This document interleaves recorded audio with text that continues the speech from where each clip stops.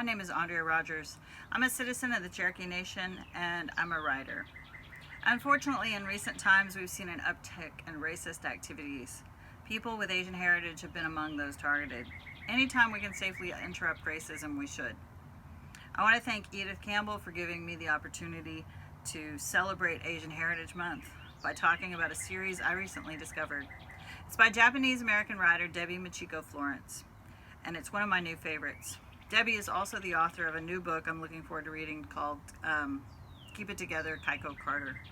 Jasmine Toguchi is the star of this chapter book series. She's feisty, and her adventures with her friends and her family are a lot of fun.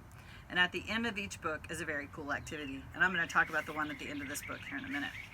But first I'm going to read from this book. Chapter 1, A Terrific Idea. It was safest for me to hide in my room. Mom was scrubbing the guest bathroom. Dad was getting the cardboard boxes from the garage. My big sister Sophie was sweeping the kitchen floor. I waited for my chance to escape the cleaning frenzy.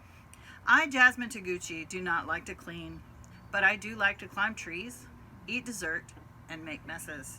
I'd rather do any of those things right now. I peeked out my bathroom window. Dad has moved into the backyard.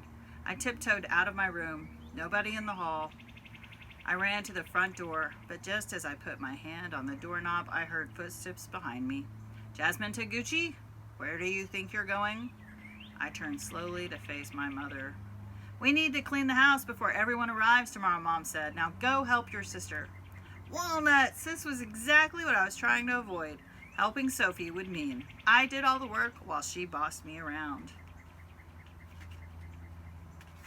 And I'm going to skip ahead a little bit.